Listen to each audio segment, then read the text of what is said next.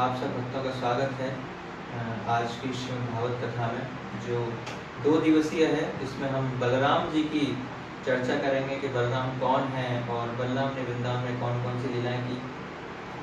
तो आज पहला दिन है कथा का और तो हम आज जानेंगे कि बलराम कौन है और उनके प्रकट होने का क्या कारण है और वो उनसे भगवान का क्या संबंध है। तो ये कुछ हम आज चर्चा करने का प्रयास करेंगे। तो जैसे कि जो बलराम है वो कृष्ण के ही अवतार हैं और बलराम क्या है, कृष्ण से अभिन्न है। जैसे खाली जितनी शक्ति बलराम में है उतनी शक्ति कृष्ण में भी है।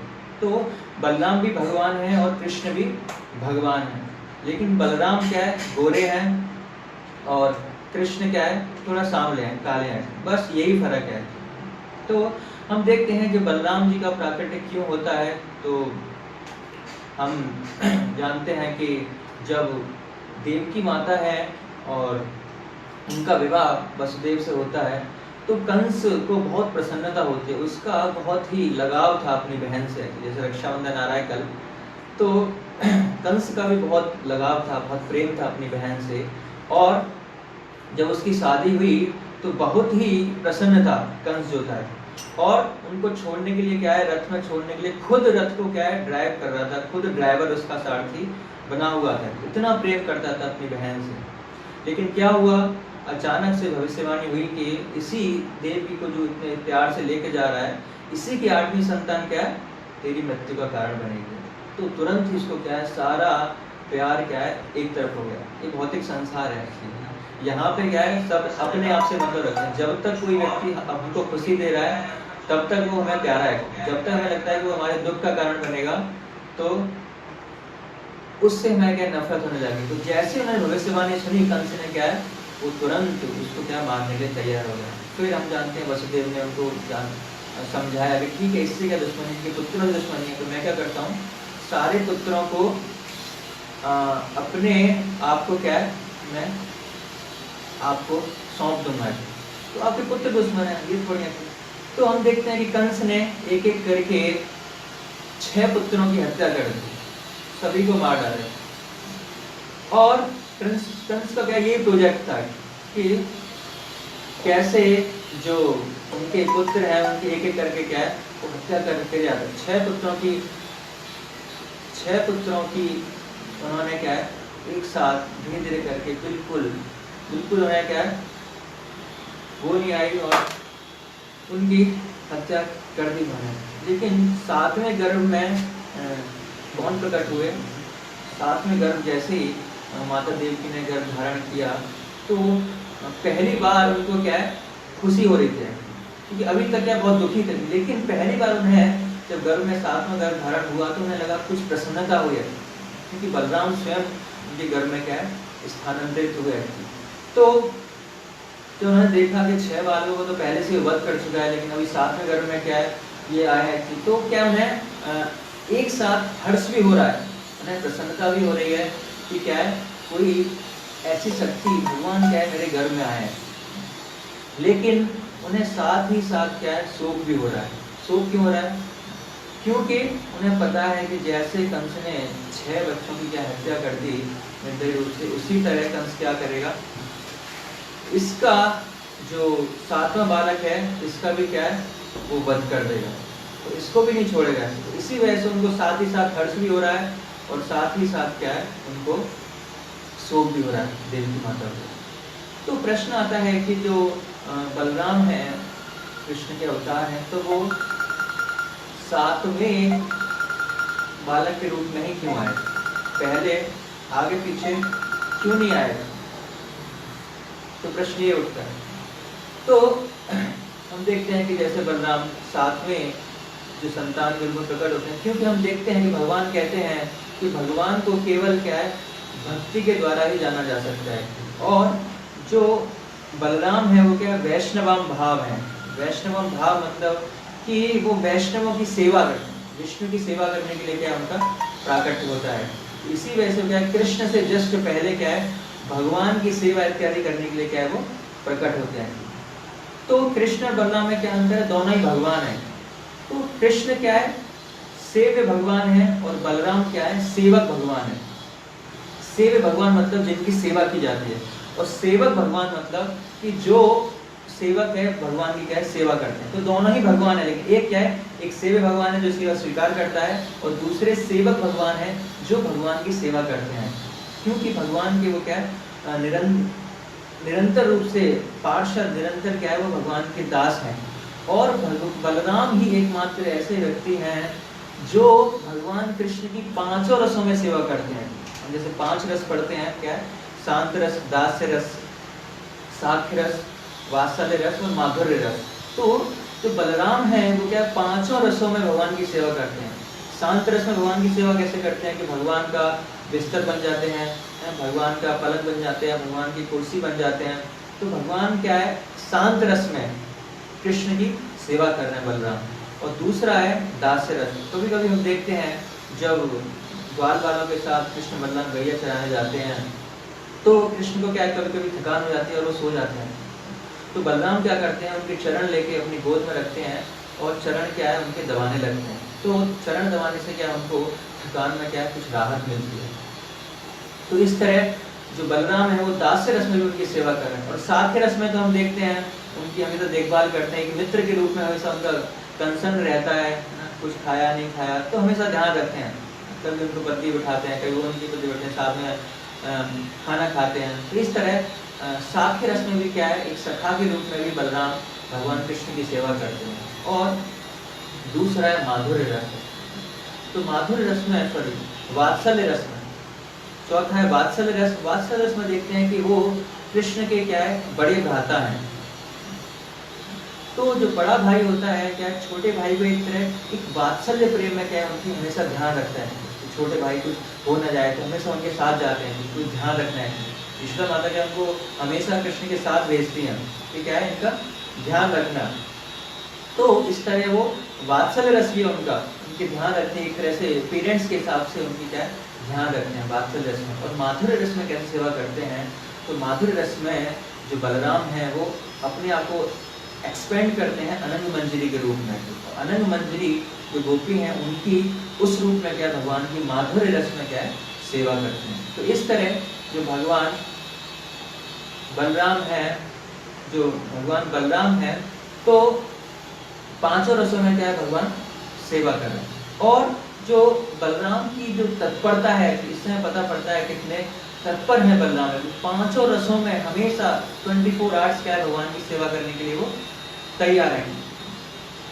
तो जैसे ही उनको पता पड़ा कि कृष्ण भगवान प्रकट होने वाले हैं, तो उन्होंने सोचा कि मुझे भगवान की सेवा करनी चाहिए। और क्या करना चाहिए, भगवान के आने से पहले देव के गर्भ में क्या है, मुझे प्रवेश करना चाहिए। क्योंकि भक्ति से ही केवल भगवान को प्रकट करा सकते हैं। और शुद्ध भक्ति जैसे जिसके हृदय में होगी, उसी के हृदय में क्या भगवान प्रकट होंगे। और शुद्ध भक्ति के हृदय में प्रकट होने के जो विलम्ब है, जो रास्ते में बाधाएं हैं, वो क्या है, बहुत सारी बाधाएं हैं। काम, क्रोध, मोह, लोभ, मत्सर, ये सारे क्या बाधाएं आती हैं। तो उनको दूर करना क्या है, साफ सफाई करना बहुत जरूरी है। जैसे हम भौतिक जगत में भी देखते हैं कि अगर मान लो कोई बड़ा व्यक्ति अगर किसी शहर में आने वाला है, जैसे मान लो लेट्स से प्रेसिडेंट है या प्रधानमंत्री है, कोई बड़े शहर में आने वाला है, तो क्या होगा, उससे पहले उसके जो पार्षद हैं वो क्या है, वहाँ की दिनचर्या में लग जाएंगे, कुछ कार्य करेंगे। सबसे पहला क्या कार्य करेंगे, सबसे पहले जो म्यूनिसिपालिटी है वो सबसे पहले एक्टिव होगा।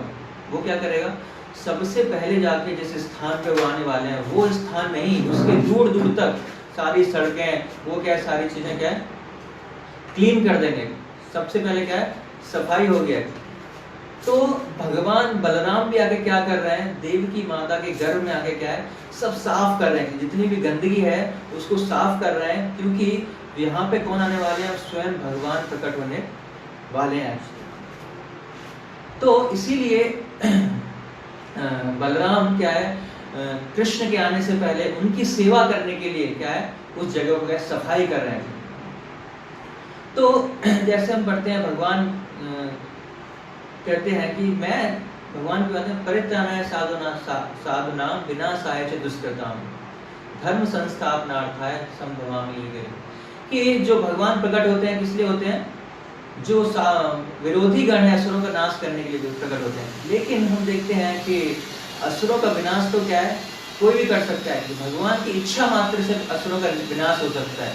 लेकिन जो प्रमुख कारण है भगवान के प्रकट होने का वो क्या है, वो परित्राणाय साधुनाम, कि साधुओं को, जो भगवान के भक्त हैं, उनको सुख देने के लिए, उनको आनंद प्रदान करने के लिए क्या भगवान विशिष्ट है प्रकट होते हैं। और साइड में जब भगवान कहते हैं मैं आया ही हूँ तो क्या करूँ, जो असुर भी हैं उनको भी क्या है निपटा देता हूँ। तो उनका जो प्राइमरी रीजन क्या होता है, जो प्रकट होते हैं कि भक्तों को सुख देना उनका क्या है रीजन होता है। तो बलराम भगवान प्रकट हुए क्या है, वहां की साफ सफाई करने के लिए, भगवान की सेवा के लिए क्या है, सेवक पहले पहुंच जाता है, सेवा जो सेवे है वो क्या है बाद में आते हैं। तो ऐसे ही बलराम भी क्या, उनकी सेवा हेतु तो पहले ही पहुंच जाते हैं। और हम देखते हैं कि उनसे पहले सातवें जो बलराम हुए गर्भ में, उनसे पहले 6 पुत्रों की क्या हत्या हो गई। अब वो 6 पुत्र कौन है, क्यों उनको मरना पड़ा है, वो क्या है, मरीचि के पुत्र हैं। तो मरीचि हैं जो ब्रह्मा जी के मानसिक पुत्र हैं, तो मन को रिप्रेजेंट करते हैं। और जो 6 पुत्र हैं ये क्या है, काम क्रोध मोह लोभ मद मत्सर्य को रिप्रेजेंट करते हैं। तो इन्होंने क्या किया, ब्रह्मा जी के विरुद्ध क्या है अपराध किया है, और ब्रह्मा जी इनको श्राप दीजिए क्या है, आपको इस भौतिक जगत में क्या है जाना पड़ेगा। तो उसी श्राप के कारण इनको क्या भौतिक जगत में आना पड़ा है। और हम देखते हैं कि ये जो 6 अनर्थ हैं, ये 6 अनर्थ हैं, इनका जो सेंट्रल पॉइंट है वो कहाँ से कंट्रोल हो रहा है, ये मन के द्वारा कंट्रोल हो रहा है। मन के द्वारा ही इनको क्या है मिटाया जा सकता है। हम अलग से चाहें कि मैं अलग से काम क्रोध वो लोग मत मत्सर्य को हटा दूं तो क्या है बहुत मुश्किल है। लेकिन मन को जीतना, मन को मैं जीत जाऊं तो मन क्या है इनको आसानी से क्या है इन सारे अनर्थों को रिमूव कर सकता है। इसी वजह से इन 6 पुत्रों की हत्या कैसे हुई, जो कंस है, जो पिछले जन्म में कालनेमी था, जो वो मरीचि को रिप्रेजेंट करता है, तो उसके द्वारा ही, मन के द्वारा ही क्या है इन 6 जो अनर्थ है उनकी हत्या हुई है। और जब ये 6 अनर्थ क्या है सारे चले गए एक्चुअली, तो बाकी बलराम फिर बाद में आ रहे हैं। तो जब हमें भक्ति प्रकट, भक्ति से पहले क्या होगा, भक्ति लाने के लिए हमें सबसे पहले इन 6 अनर्थों को दूर करना पड़ेगा अपने जीवन से। क्या, काम क्रोध मोह लोभ मद मत्सर्य को दूर भगाना पड़ेगा। तब क्या है जो भक्ति है वो प्रकट होगी, यानी जो बलराम है वो प्रकट होंगे, और फिर वो भगवान को हमारे हृदय में क्या प्रकट कराएंगे। जैसे देवकी के गर्भ में क्या भगवान प्रकट होते हैं, तो डायरेक्टली वो हम कृष्ण लीला में चर्चा करेंगे वो कैसे प्रकट होते हैं। तो ये जो 6 अनर्थ हैं ये साफ तभी होंगे क्योंकि ये मानसिक विकार है, ये इनका डायरेक्ट संबंध मन से है, ये सटल है, ये सूक्ष्म है, तो मन के द्वारा ही इनको समाप्त किया जा सकता है। इसी वजह से इनकी हत्या क्या कंस के द्वारा हुई है। तो हमें भी अपने जीवन में मन को कंट्रोल करके, मन को जीत के इन अनर्थों को दूर भगाना है, और फिर भगवान बलराम प्रकट होंगे, भक्ति प्रकट होगी, फिर हम क्या भगवान को, कृष्ण को प्रकट होने के क्या कारण बन सकते हैं। तो इस तरह बलराम प्रकट होते हैं और वो देखते हैं सब सेटिंग है कि नहीं, भगवान प्रकट है कि पूरे जगत के क्या है ऐसे असंख्य ब्रह्मांडों के मालिक यहाँ पे आने वाले, तो क्या है सब कुछ सेट है कि नहीं, सब कुछ आसन वासन लगा हुआ है कि नहीं, माला वाला सही तरह से रखी है कि नहीं, साफ सफाई है कि नहीं। तो सारी चीजों को देखने के लिए, परीक्षण करने के लिए क्या है बलराम आते हैं उनकी सेवा के लिए। तो ये क्या है वैष्णव भाव है। वैष्णव भाव क्या है कि भगवान, वैष्णव यही भाव रहता है हमेशा भगवान की सेवा के लिए क्या है तत्परता रहने की। तो इस तरह से क्या है बलराम प्रकट होते हैं। और बलराम का क्या है ऐसे प्रकट होते हैं, बाद में जाके गर्ग मुनि उनका क्या है नाम संस्कार करते हैं, और जब नाम संस्कार करते हैं तो उनके 3 नाम रखते हैं। पहला नाम रखते हैं संकर्षण, दूसरा राम और तीसरा बलदेव। तो ये 3 नाम क्यों रखते हैं? तो संकर्षण इस वजह से रखते हैं क्योंकि हम देखते हैं कि जो 7वां गर्भ था देवकी का, वो क्या है, वो वहां से ट्रांसफर होके क्या है जो रोहिणी है उनके गर्भ में क्या है उसको ट्रांसफर किया गया था। तो इसी वजह से संकर्षण मतलब कर्षण, आकर्षित हो गया कि वो, तो इस तरह वो रोहिणी माता के गर्भ में क्या ट्रांसफर हुई, इसी वजह से उनका नाम क्या संकर्षण पड़ा है। जब सुखदेव गोस्वामी 9वें स्कंद में क्या है करीब 14 श्लोकों में 10 से 14 श्लोकों में पूरी कृष्ण लीला का वर्णन कर देते हैं परीक्षित महाराज को। ऐसे कृष्ण भगवान प्रकट हुए, उनसे पहले बलराम जी हुए और बलराम जी ने क्या किया, वो ऐसे उनका देहांतरण हुआ बिना माता चेंज किए, और ऐसे करके भगवान वृंदावन ने लीला की। 14 श्लोकों में क्या पूरी कृष्ण लीला खत्म कर देते हैं। तो परीक्षित महाराज की तरफ देखते हैं और पूछते हैं कि उनके मन में बहुत सारे प्रश्न आते हैं। तो एक प्रश्न वो लास्ट के फिर 10 से 12 14 श्लोकों में क्या है, सुखदेव गोस्वामी ने पूरी कृष्ण लीला की चर्चा कर दी है। तो परीक्षित महाराज के इतने प्रश्न आ गए, हर एक श्लोक में उनके एक प्रश्न आ गए। तो जितने श्लोक उन्होंने कृष्ण लीला चर्चा की थी, अगले अध्याय में परीक्षित महाराज उतने श्लोकों में प्रश्न पूछते हैं। और उसमें से एक प्रश्न क्या पूछते हैं, रोहिण्यास्तनय प्रोक्तो राम संकर्षणस्त्वया देवक्या गर्भ संबंध कुतो देहांतरम विना। कि हे भगवान, मेरी मतलब समझ में नहीं आ रहा ये कैसे है। सुखदेव गोस्वामी, आप पहले ही बता चुके हैं कि द्वितीय चतुर्युग के संबंधित संकर्षण रोहिणी के पुत्र बलराम के रूप में प्रकट हुए। यदि बलराम को एक शरीर से दूसरे शरीर में स्थानांतरित न किया गया होता तो यह कैसे संभव हो पाता कि वे पहले देवी गर्भ में रहते हैं और बाद में रोहिणी गर्भ में चले जाते हैं। कृपया मुझे इसकी व्याख्या कीजिए, क्योंकि हम भौतिक जगत में देखते हैं तो ऐसा पॉसिबल नहीं है कि एक माता के जो गर्भ में शिशु है वो क्या है, दूसरी माता के गर्भ में क्या है, ट्रांसफर हो जाता है। मतलब देह का क्या है, ट्रांसफर हो रहा है। लेकिन भौतिक में क्या होता है कि हमें अगर माता को चेंज करना है, दूसरी देह में जाना है, तो क्या करना पड़ेगा, हमें मरना पड़ेगा। अगर ऐसा होता है तो क्या होगा, ऐसी डिलीवरी होती है तो या तो माता की मृत्यु हो जाएगी या क्या पुत्र की मृत्यु हो जाएगी। तो जो परीक्षित महाराज है उनको बहुत आश्चर्य हुआ है कि ऐसे कैसे संभव है, एक्चुअली कैसे वो आकर्षित हो गए, जो बलराम का है वो इस देव के गर्भ से कैसे आकर्षित हो गए रोहिणी के गर्भ में चले गए। तो उनका ये प्रश्न था। तो हम देखते हैं कि गर्भांतर कुतो देहांतर बिना, कि कैसे देहांतर बिना कैसे गर्भांतर हो सकता है, ये साधारण जीव के लिए क्या संभव नहीं है। शरीर अंतर के बाद क्या गर्भांतर होता है, ऐसे नहीं हो सकता है। तो देवकी के एक्चुअली जो बलराम हुए थे, एक्चुअली जो रोहिणी माता है पहले वसुदेव के पास मथुरा में थे, जो रोहिणी है, और देवकी भी थी। तो रोहिणी माता भी क्या है, कभी कभी वसुदेव से मिलती थी। और एक साथ क्या हुआ, देवकी के गर्भ में भी क्या है, गर्भवती हुई, संतान हुई, साथ में बलराम, और रोहिणी माता के गर्भ में भी क्या है, बलराम गर्भ के रूप में ट्रांसफर हुए थे। तो जो देवकी गर्भ में बलराम थे वो कौन से थे, वो मथुरा और द्वारका के बलराम है। और जो रोहिणी माता के गर्भ में थे वो क्या है, वृंदावन के बलराम है। तो फिर जो वसुदेव थे, जैसे ही रोहिणी माता गर्भवती हुई तो वसुदेव की थोड़ी चिंता हुई और उन्होंने क्या किया, रोहिणी माता को रिक्वेस्ट किया कि आप नंदगांव जाइए और नंद बाबा के संरक्षण में वहां पे रहिए, कि वहां पे जाके आप इस पुत्र की क्या देखभाल कर सकते हैं, यहाँ पे तो कोई है नहीं देखभाल करने के लिए। तो उन्होंने फिर उनको नंद बाबा के नंदगांव में क्या भेज दिया संरक्षण के लिए। जैसे ही 6 महीने हुए, 6 महीने तक बलराम को देवकी माता ने अपने गर्भ में रखा, और 6 महीने गर्भ में क्या है, रोहिणी माता के गर्भ में भी क्या है, बलराम थे, दोनों में बलराम थे। लेकिन जो मथुरा और द्वारका के बलराम थे देव के गर्भ में, एक्चुअली वो क्या है, वो आकर्षित हो गए इससे, वृंदावन के बलराम से वो आकर्षित हो गए। इसी वजह से आकर्षित होके जो उनका गर्भ था वो गर्भपात होके वो गर्भ कहाँ चला गया, वो उसी में रोहिणी माता के गर्भ में क्या है, उनका समावेश हो गया। तो वो 2 बलराम क्या है, एक बलराम में कन्वर्ट हो गया। ये श्रीमद् भागवतम में है, आप पढ़ेंगे तो श्रीमद् भागवतम में ऐसा बताया गया है।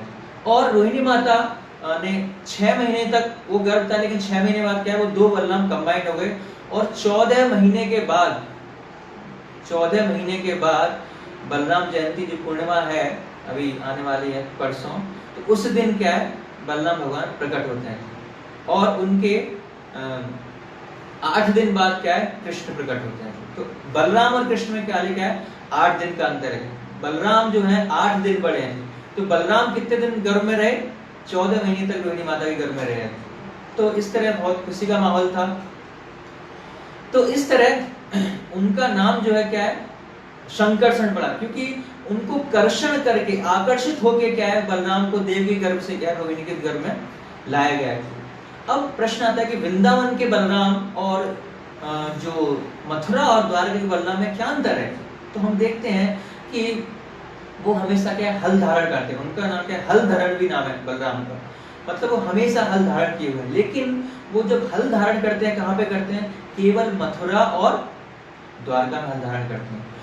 बलराम ने कभी भी वृंदावन में क्या है कोई हल धारण नहीं किया है। वहां पे वृंदावन में क्या धारण करते हैं, वृंदावन में ज्यादा से ज्यादा जो बफेलो हॉर्न है, जो भैंस का सींग है कि उसको कैरी करते हैं। कभी कभी कृष्ण भगवान भी क्या है उसको कैरी करते हैं। और ये ब्रज के बलराम है, और द्वारका के बलराम क्या है हमेशा वो अस्त्र शस्त्र लेकर चलते हैं। इसी तरह कृष्ण मथुरा और द्वारका के कृष्ण है और इनको वसुदेव कहते हैं, और जो ब्रज के कृष्ण है वो यशोदानंदन है, उनको इस नाम से पुकारा जाता है, कन्हैया है, कृष्ण है। तो ये ब्रज के कृष्ण में और मथुरा के कृष्ण में अंतर है, और ब्रज के वृंदावन ब्रज के बलराम में और जो मथुरा और द्वारका के बलराम में ये अंतर है। कभी कभी बलराम बांसुरी बजाते हैं लेकिन वो कृष्ण की बांसुरी नहीं होती। एक बार क्या हुआ कि बलराम ने कृष्ण को अप्रोच किया और कृष्ण से बोले, कृष्णा तुम कितने आकर्षित हुए, सबको तुम क्या आकर्षित करते हो, हर व्यक्ति तुमसे आकर्षित होता है, क्यों? क्योंकि तुम्हारे पास क्या बांसुरी है और इसीलिए क्या तुमसे सब लोग आकर्षित होते हैं, और तुम त्रिभंग रूप में खड़े होते हो, मोर पंख लगाते हो, तो सब लोग क्या तुमसे आकर्षित होते हैं। अभी क्या करो तुम बांसुरी मुझे दो है और मैं बांसुरी बजाऊंगा। तो ठीक है, कृष्ण बोला ठीक है ले लो। तो बलराम ने क्या हुआ, यमुना के तट पे पहुंच गए और बांसुरी बजाने लगे, और त्रिभंग रूप में ऊपर मोर पंख लगा के बांसुरी बजा रहे हैं। तभी उसी टाइम हम देखते हैं कंस निरंतर रूप से बहुत सारे असुरों को भेजता रहता था। तो अभी उसने केसी को बुलाया और केसी को बोला कि अभी जाओ और कृष्ण को मार के आओ। तो केसी बोला मैं तो कृष्ण को देखा नहीं है, कैसे दिखते हैं कृष्ण, मैं कैसे पहचानूंगा। तो कंस बोलता है वो त्रिभंग रूप में खड़े होते हैं और क्या है बांसुरी बजाते हैं। तो अब वो पहुंच गया वृंदावन और तट पे देखा यमुना के तट पे, तो जो बलराम है कि वो त्रिभंग रूप में बांसुरी बजा रहे थे। तो उसने क्या बलराम को समझ के क्या उन पर प्रहार करने का प्रयास किया। तो वहां से एक थी बलराम ने सोचा ये कृष्ण बनना तो बहुत कठिन है, क्योंकि कंस बताना भूल गया था कि कृष्ण काले भी हैं। तो उसने बताया नहीं काले, तो वो त्रिभंग रूप में और बांसुरी बजाते हैं। तो उसने क्या बलराम को कृष्ण समझ लिया। तो बलराम भागे भागे कृष्ण के पास आए, भाई तुम असुरों को संभालो, ये तुम्हारा कृष्ण बनना क्या है बहुत कठिन है, मैं तो फंस गया है तुम्हारी बांसुरी के चक्कर में। तो कहने का मतलब क्या है कि आकर्षित होके जो मथुरा और द्वारका के बलराम आकर्षित होके कहां समा गए, वो जो रोहिणी के गर्भ में ब्रज वाले बलराम हैं वो उनमें समा गए। इसी वजह से संकर्षण मतलब कर्षण करके क्या है वो उस गर्भ में आ गए, इसी वजह से उनका नाम क्या है संकर्षण पड़ा है। तो इस तरह ये होता है। तो ये क्वेश्चन ये पूछा जा सकता है कि हम देखते हैं कि रोहिणी माता है जब वो गर्भवती हुई तब तो वृंदावन में थी नहीं, वो कहाँ पे थी, वो तो मथुरा में थी। तो जब मथुरा में थी तो मथुरा का वहां पे वृंदावन में मथुरा के अंदर वृंदावन के बलराम कैसे आ गए, वृंदावन का भाव कैसे आ गया। तो कोई प्रश्न ये पूछ सकता है या बहुत सारे भक्त ऐसे प्रश्न पूछते हैं। तो इसका उत्तर ये है कि हम देखते हैं कभी कभी बहुत सारे साधु हैं और संत हैं, वो वृंदावन को छोड़ के कहीं बाहर तीर्थ यात्रा पर जाते हैं, किसी स्थान पर जाते हैं, लेकिन वो किसी भी जगह पे जाएं, लेकिन उनका जो मूड रहता है, जो भाव रहता है, वो वृंदावन का ही रहता है। जैसे महाभारत में देखते हैं कि जब कुरुक्षेत्र में सूर्य ग्रहण पड़ा तो सारे दुनिया से लोग इकट्ठे वहां पे हुए, तो वहां से क्या है ब्रजवासी भी वहां पे गए और कृष्ण द्वारका से वहां पे आए हुए थे। तो जो ब्रजवासी वहां पे गए तो ब्रज की गोपियां हैं, राधा रानी इत्यादि हैं, तो वहां जाके ऐसा नहीं वो रानी बनी है, तो उनका जो भाव था वो ब्रज का ही था। और जब उन्होंने कृष्ण को द्वारका ऐसे ऑपुलेंस में देखा तो उनसे आकर्षित नहीं हुए, तो उन्होंने पर उनसे रिक्वेस्ट किया कि आप ब्रज का जो फॉर्म है आप उसी में आइए। तो इससे हमें पता पड़ता है कि जो संत हैं, जो भगवान के भक्त हैं, अगर बाहर किसी स्थान पर भी जाते हैं तो भी उनका जो भाव रहता है वो किसका रहता है, तो भी वो वृंदावन वाला ही भाव रहता है। तो रोहिणी माता भले ही मथुरा में थी लेकिन फिर भी उनका क्या है, ब्रज का ही भाव था रोहिणी के लिए भी। तो रोहिणी की चेतना है, रोहिणी माता की जो चेतना है वो ब्रज की होने के कारण क्या है, वृंदावन के बलराम उनके अंदर क्या है, उनके गर्भ में प्रवेश किया। जैसे हम पूर्णमासी का देखते हैं, पूर्णमासी का जो जन्म है वो उज्जैन में हुआ है, लेकिन उनका जो भाव क्या है, वो नित्य ब्रजवासी हैं, नित्य रूप से भगवान कृष्ण की सेवा में क्या पार्टिसिपेट करती हैं। इसी तरह रोहिणी माता ने भी क्या है, बलराम को क्या है, वो अपने गर्भ में क्या है, धारण किया है। तो भगवान जैसे कहते हैं, जन्म कर्म चमे दिव्यम एवं योवेति तत्वतः, कि जो जन्म कर्म है क्या है, वो दिव्य है। तो जब भगवान प्रकट हुए, कृष्ण तो देवकी के सामने प्रकट हुए, तो कैसे हुए, चतुर्भुज फॉर्म में प्रकट हुए। लेकिन जो ब्रज में भगवान जब प्रकट हुए यशोदा माता के गर्भ से या रोहिणी माता के गर्भ से जब बलराम प्रकट हुए, तो बिल्कुल साधारण बच्चे की तरह रोते हुए क्या है, प्रकट हो रहे थे। ये ब्रज का भाव है। तो वहां पे क्या है, जो मथुरा और द्वारका का भाव क्या है कि वो कृष्ण को क्या भगवान मानते हैं, उनको इतना ऐश्वर्य देते हैं। लेकिन जो ब्रज का भाव क्या है, वहां पे यशोदा माता है, जो रोहिणी माता है, वो उनको अपना लाला मानती है, अपना शिशु मानती है, अपना बच्चा मानती है। वो ये स्वीकार करने के लिए तैयार ही नहीं होती कि ये क्या है, ये भगवान है। तो इस तरह जो बलराम है एक्चुअली वो आकर्षण, उनका नाम क्या है, संकर्षण पड़ा है। और दूसरा है कि हम देखते हैं जो भगवान का दूसरा नाम जो गर्ग ने दिया, दूसरा नाम रखा राम। तो राम का मतलब होता है आनंद, जो दूसरों को आनंद देता है। तो गर्ग ने बोला कि ये इतना प्यारा बच्चा होगा कि अपनी लीलाओं से, अपने मधुर स्वभाव से सभी ब्रजवासियों को बहुत आनंद देगा बलराम। तो हम देखते हैं जो कृष्ण थे, कृष्ण में केवल अवगुण ही अवगुण थे, सारे अवगुण थे। चोरी वो करते, स्त्रियों के कपड़े वो चुराते, शैतानी वो करते, मिट्टी वो खाते, मतलब सारी शैतानियां जो ब्रज में करते थे वो कौन करता था, कृष्ण करते थे। तो कृष्ण में क्या थे, सारे अवगुण थे। लेकिन इसके विपरीत जो बलराम में क्या थे, बलराम में सारे सद्गुण थे।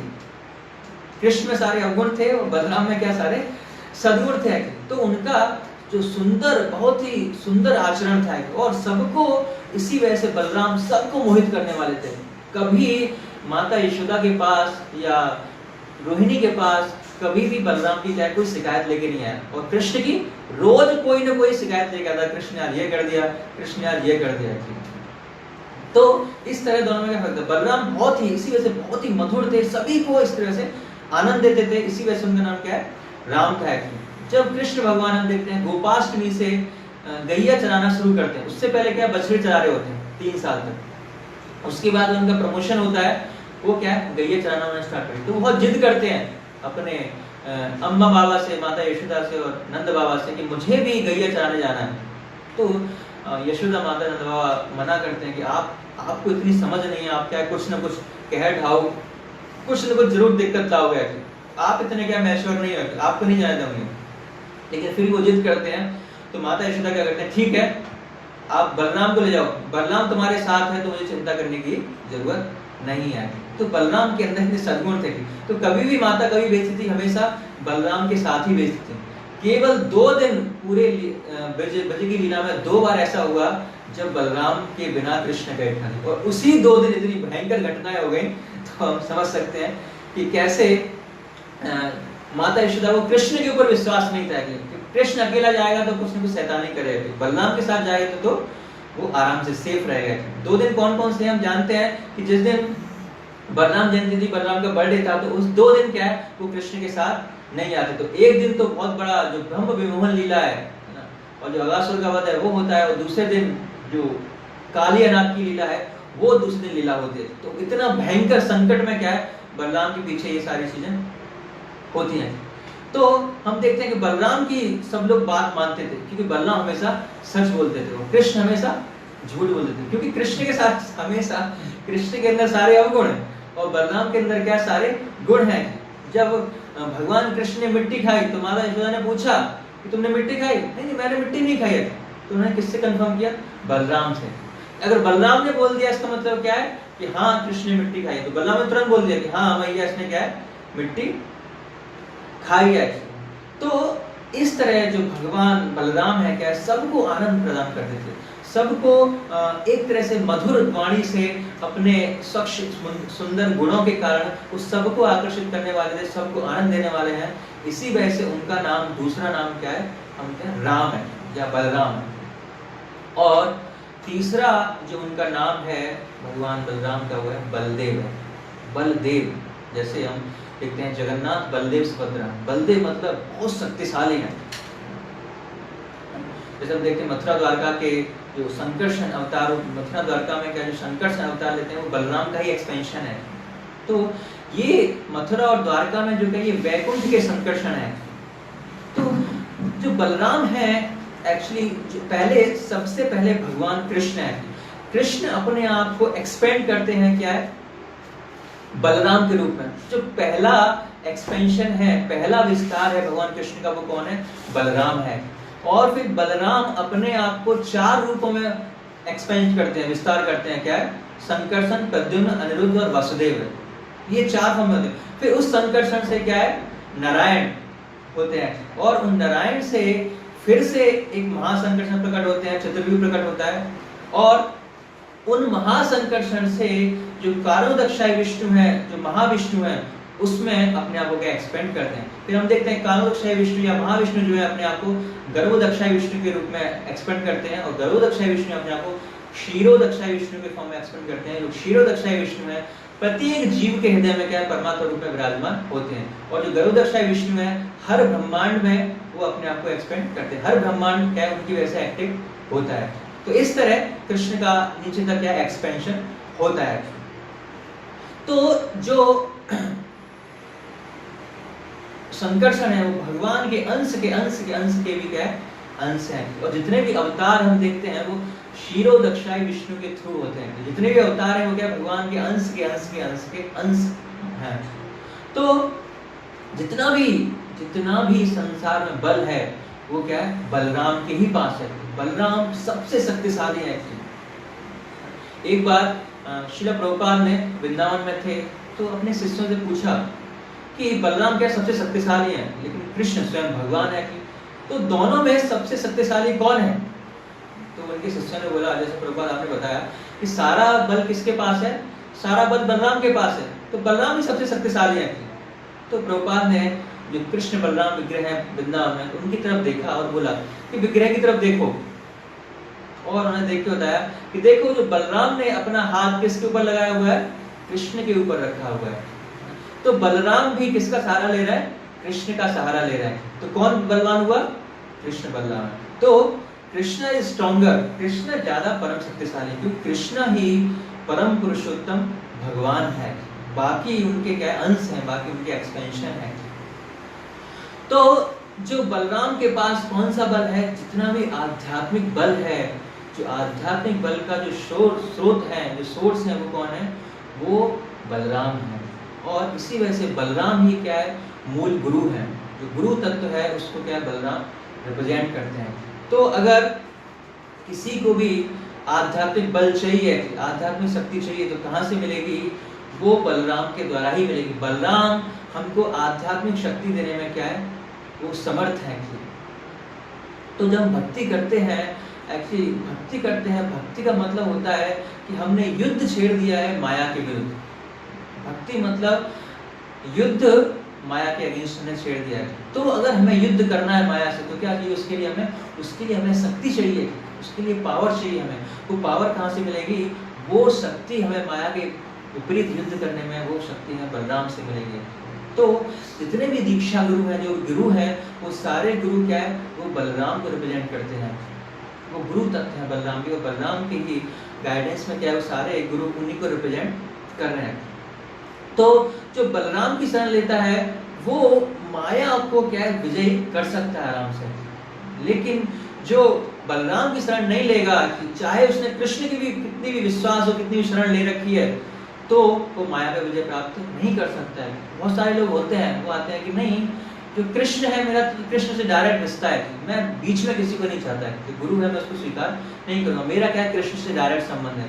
लेकिन हमारा कृष्ण से डायरेक्ट संबंध कैसा भी हो, बहुत अच्छा भी हो, लेकिन बलराम या गुरु, जो बलराम जो गुरु तत्व है या गुरु के हमने शरण नहीं ली है, उनकी कृपा तब तक नहीं होगी जब तक हम इस माया को जीत नहीं पाएंगे। इसके हमारे पास दो हमारे शास्त्रों में महत्वपूर्ण उदाहरण है, जिनसे हमें पता पड़ता है कि कृष्ण के साथ साथ क्या है, हमें गुरु की भी शरण लेना बहुत जरूरी है। तो एक एग्जाम्पल है कि एक का कृष्ण में तो विश्वास था बहुत, लेकिन दूसरी तरफ बलराम जी में विश्वास नहीं था, और दूसरा बलराम में विश्वास था बहुत ज्यादा, लेकिन कृष्ण में विश्वास नहीं था। दो उदाहरण, दोनों की हम चर्चा करेंगे यहाँ पे। तो पहला उदाहरण है द्वैत गोरिल्ला। द्वैत गोरिल्ला हम जानते हैं राम भगवान के समय भी प्रकट हुए थे, और उन्होंने, राम भगवान ने युद्ध किया था रावण के विरुद्ध, उसमें बहुत सहायता की थी राम भगवान ने। लेकिन राम भगवान का तो अप्रिशिएट करते थे, राम भगवान में उनका श्रद्धा थी, विश्वास था, लेकिन उसके साथ साथ वो लक्ष्मण से उनकी थोड़ी ईर्ष्या रहती थी। लक्ष्मण को क्या है, एक्सेप्ट नहीं करते थे, यानी जो गुरु तत्व है बलराम है, लक्ष्मण उनको स्वीकार नहीं करते थे। इसी वजह से जो माया का जो वो जीत नहीं पाया, अगला जन्म हुआ उनको एक राक्षस योनि में क्या जन्म लेना पड़ा, द्वैत गोरिल्ला के नाम से। और द्वैत गोरिल्ला जब बलराम भगवान कुछ लीलाएं कर रहे थे, तो वो द्वैत गोरिल्ला आगे बीच में आके क्या रुकावट पैदा कर रहा था, क्योंकि उसका बलराम में फेथ नहीं था, गुरु में फेथ नहीं था। भले ही वो राम का भक्त था, लेकिन बलराम में फेथ न होने के कारण ऐसी कुछ हरकतें कर रहा था। तो बलराम ने इसका क्या किया, लास्ट में उसको मार दिया है। तो इसका मतलब क्या है कि हम डायरेक्ट कृष्ण की शरण लेंगे और हम सोचते हैं कि हमें किसी गुरु की आवश्यकता नहीं है, तो क्या है कि हम निश्चित रूप से क्या है, हमारे गुण ऐसे आएंगे, हम माया पर विजय प्राप्त नहीं कर पाएंगे, और हम एक न एक दिन क्या है, असुर रूप में प्रकट होकर ही रहेंगे।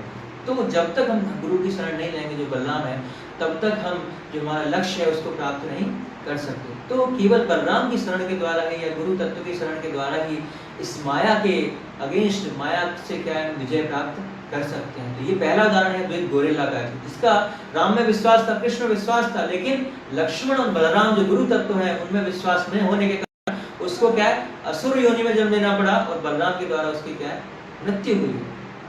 और दूसरा, जैसे हमने डिस्कस किया कि बलराम में विश्वास था लेकिन कृष्ण में विश्वास नहीं था उसका उदाहरण है दुर्योधन।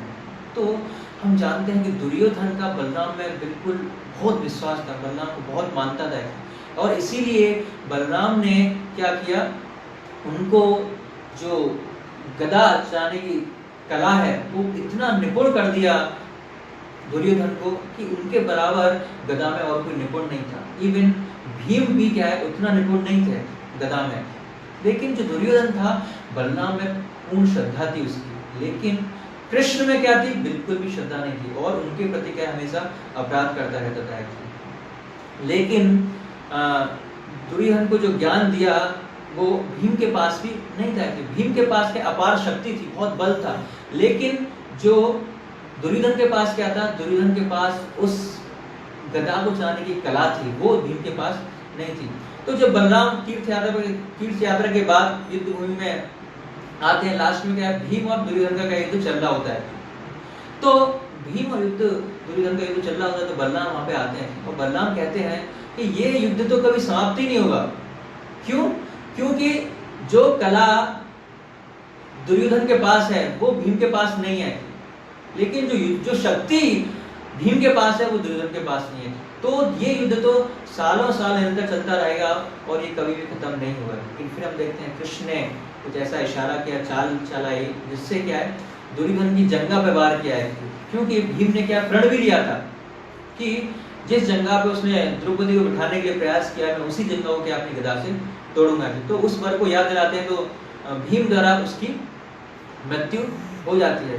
तो दुर्योधन ने सारी इंस्ट्रक्शन को माना, सारी शिक्षाओं को माना बलराम जी के थी, लेकिन एक बात नहीं मानी बलराम ने।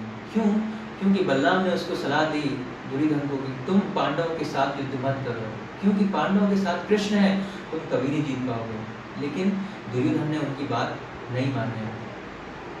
तो अगर हम भी ऐसे ही भले ही हम गुरु कृष्ण में हमारी श्रद्धा नहीं है, लेकिन गुरु में भी श्रद्धा है, लेकिन गुरु के प्रति अपराध कर रहे हैं, बलराम तत्व उनकी आज्ञा का उल्लंघन कर रहे हैं, गुरु अवज्ञा कर रहे हैं, एक भी बात नहीं मान रहे, वैष्णव अपराध कर रहे हैं, तो जो बलराम भी हैं, जो गुरु हैं, वो भी हमें नहीं बचा सकते। जैसे बलराम को पता पड़ गया, क्या भाई मैं नहीं बचा सकता अब तुमको, मैंने क्या आदेश देना था, एक सलाह देनी थी, तुम नहीं मान रहे, अब मैं आपको नहीं बचा सकता, मैं जा रहा हूँ तीर्थ यात्रा पर। तो अगर हम भी वैष्णव अपराध करते हैं, किसी भक्तों के प्रति वैष्णव अपराध करते हैं, तो गुरु क्या कहते हैं? तो गुरु कहते हैं कि भाई मैं भी आपको अब अपराधों से नहीं बचा सकता है।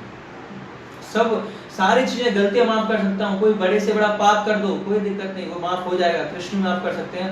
भगवान कृष्ण भगवान कहते हैं अपि से दुराचारो, कितना भी बड़े से बड़ा पाप कर लो कोई दिक्कत नहीं है, लेकिन साथ ही साथ वो अनन्य भक्ति मेरे लगा हुआ है, तो उसे क्या है, साधु ही समझो, साधुरेव अनन्येव च। कि तो यहाँ पे बलराम ने भी क्या बोला कि ठीक है भाई, तुमने मेरी आज्ञा नहीं मानी, वैष्णव अपराध किया है, ठीक, तो इससे अब आपको कोई नहीं बचा सकता। इस हम देखते हैं कि दुर्योधन की लास्ट में कैसी गति हुई यहाँ पे।